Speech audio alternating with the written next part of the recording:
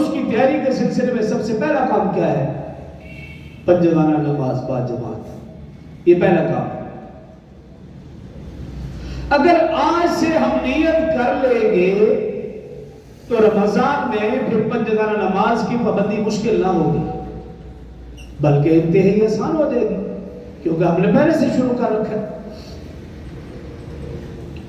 اور ہم سمجھتے ہیں کہ رجب ہو یا شعبان ہو یا رمضان، ان تینوں مہینوں کا خلاصہ، ان تینوں مہینوں کا لب لباب اور نچوڑ یا معراج کا تحفہ وہ نماز ہے۔ اس لیے رسول اللہ صلی اللہ علیہ وسلم نے ارشاد فرمایا جس کی نماز درست سارے اعمال درست، نماز درست نہیں اس کا کوئی عمل درست نہیں۔ ایک حدیث میں رسول اللہ صلی اللہ علیہ وسلم نے فرمایا جس کی نماز قبول ہو گئی اس کے سارے اعمال قبول ہو گئے، جس کی نماز ہی قبول نہ ہوئی اس کے دیگر اعمال بھی اللہ کے ہاں قبول نہیں۔ تو رجب، شعبان، رمضان، ان تینوں مہینوں کا خلاصہ لب لباب نچوڑ نماز۔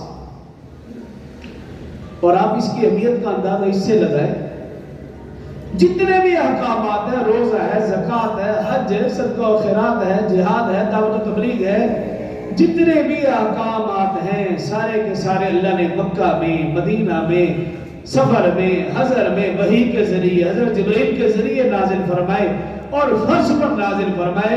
لیکن جب نماز کی باری آئی، مکہ بھی موجود، مدینہ بھی موجود، خانہ کعبہ بھی موجود، مسجد نبی موجود، رسول اللہ صلی اللہ علیہ وسلم کی ذات بھی موجود، یہ فرض بھی موجود، لیکن اللہ رب العزت نے نماز کی اہمیت بتانے کے لیے رسول اللہ صلی اللہ علیہ وسلم کو عرش معلیٰ پر بلایا اور پھر معراج کا تحفہ نماز عطا فرمایا۔ یہ مجھے اور آپ کو سمجھانے کے لیے کہ رسول اللہ صلی اللہ علیہ وسلم نے اتنا لمبا سفر جو کیا، مجھے اور آپ کو سمجھانے کے لیے کہ نماز کو معمولی نہ سمجھیے۔ اور اس لیے تو فرما دیا الصلاۃ معراج المومن، کہ مومن کی بلندی، مومن کی کامیابی، مومن کی معراج وہ نماز میں ہے۔ اس لیے فرمایا کہ جب تم نماز پڑھو اعبدوا اللہ کأنک تراہ، کہ تم ایسے نماز پڑھو گویا اللہ کو دیکھ رہے ہو۔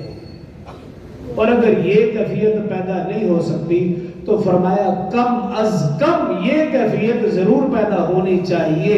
کم از کم کی بات کر رہا ہوں کہ کم از کم یہ کیفیت ضرور پیدا ہو کہ اگر میں اللہ کو نہیں دیکھ رہا، اللہ تو مجھے دیکھ رہا ہے، پھر نماز کا فائدہ ہوگا صحیح معنوں میں۔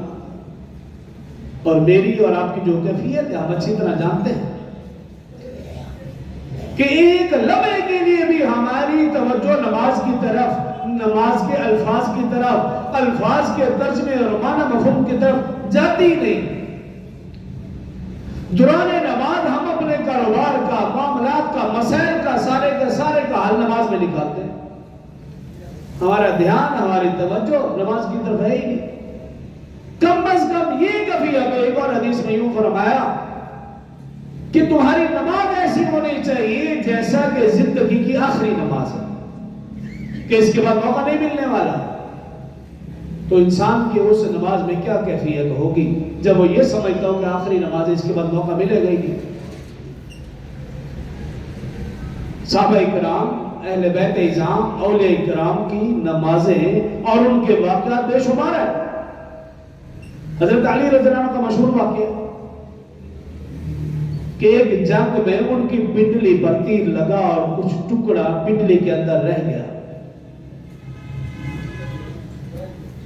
کافی مرتبہ کوشش کی گئی لیکن بہت زیادہ تکلیف ہوتی تھی۔ حضرت علی رضی اللہ عنہ روک دیا کرتے تھے بھی رہنے دو، نہ نکالو اس ٹکڑے کو، لیکن تکلیف بھی ہوتی تھی۔ ایک دفعہ جراح کو بلایا، اس نے آپریشن شروع کیا، تکلیف ہاتھ سے بھر گئی۔ حضرت علی رضی اللہ عنہ روک دی، بھی رہنے دو آپ، ایسے ہی میں چلتا رہوں گا۔ ابھی جراح وہی ہے، نماز کا وقت آیا۔ حضرت علی رضی اللہ عنہ کی عادت مبارکہ تھی کہ جب بھی نماز کا وقت آتا پہلے 2 نفل پڑھتے اور لمبے پڑھتے، لمبی قرات فرماتے۔ نماز کا وقت تھا، جہاں بھی موجود ہے، حضرت علی رضی اللہ عنہ نے نیت باندھ لی، نفل پڑھنے لگے، نماز میں مشغول ہو گئے۔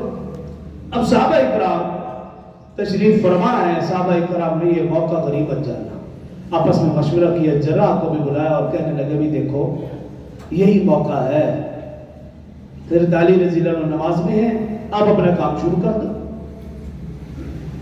حضرت علی رضی اللہ عنہ قیام کی حالت میں کھڑے ہیں، لمبی قرات، لمبا قیام، جراح نے آپریشن شروع کر دیا، اس ٹکڑے کو نکالا اور پھر پٹی کر دی۔ حضرت علی رضی اللہ عنہ نے جب سلام پھیرا تو دیکھا کہ مسلح کے اوپر خون ہے، تو پوچھا بھئی یہ کیا؟ بتایا گیا بھی آپ کے پاؤں کا پنڈلی کا آپریشن کر کے وہ ٹکڑا نکال لیا گیا۔ حضرت علی رضی اللہ عنہ نے فرمایا خدا کی قسم مجھے کچھ بھی معلوم نہیں، یہ نماز تھی، اس نماز کا صحیح معنی میں فائدہ ہوتا تھا، اور ہماری نماز کی حیثیت دروازہ کھلا تو ہماری توجہ ہٹ گئی، کوئی آیا تو ہماری توجہ ہٹ گئی، اور اگر خدا نہ خواستہ کوئی بٹن دبا اور یا کسی اور چیز کی آواز زیادہ آئی تو پھر تو ہم نماز بھی بھول جاتے بھی پڑھ کیا رہے تھے۔ یہ تو صحابہ کی بات ہے، پاکستان کی نہیں پوری دنیا کی سب سے بڑی اور عظیم دینی درسگاہ جامعۃ الاشرفیہ، اس کے جو بانی تھے حضرت مفتی حسن عمر دسری رحمۃ اللہ تعالی علیہ، ان کا یہ واقعہ جو ڈاکٹر آپریشن کرنے والا تھا اس نے بھی لکھا، اور مشہور ایک رائٹر گزرا اشفاق صاحب، اس نے بھی لکھا، اس کی بیوی بانو قدسیہ نے بھی اپنی کتاب میں لکھا۔ میں دنیا دار لوگوں کا حوالہ دے رہا ہوں کیونکہ آپ علماء کو تو سمجھتے کچھ نہیں نا۔ ہاں اشفاق صاحب کا تو ضرور پڑھیں گے آپ، ان کی کتابیں بانو قدسیہ کی بھی پڑھیں گے، تو انہوں نے لکھے ہیں یہ واقعہ جو میں آپ بتانے لگا کہ حضرت مفتی حسن رحمت اللہ تعالی علیہ ان کو شوگر تھی، ڈاکٹروں نے کہا بھی آپ کی ٹانگ کاٹنی پڑے گی، لیکن اس کے لیے آپ کو بے ہوش کرنا پڑے گا انجیکشن لگا کر۔ تو حضرت مفتی حسن رحمہ اللہ فرمانے لگے بھی یہ جو انجیکشن والی بات ہے یہ تو درست نہیں ہے، کیوں؟ میں ہر وقت اللہ کے ذکر میں مشغول رہتا ہوں، جب انجیکشن لگاؤ گے تو اس دوران میں تو غافل ہو جاؤں گا، لہذا یہ مجھے برداشت نہیں ہے۔ تو ڈاکٹر کہنے لگے تو پھر اس کے علاوہ کوئی حل بھی نہیں، جب تک انجیکشن نہیں لگائیں گے تو ٹانگ کاٹنا کوئی معمولی عمل ہے، یہ کوئی چھوٹا آپریشن ہے، کئی گھنٹوں پر مشتمل ہے، اس کو وقت چاہیے، ٹائم چاہیے، انجیکشن کے بغیر کوئی حل نہیں۔ حضرت مفتی حسن رحمہ اللہ فرمانے لگے میرے پاس حل ہے اس کا۔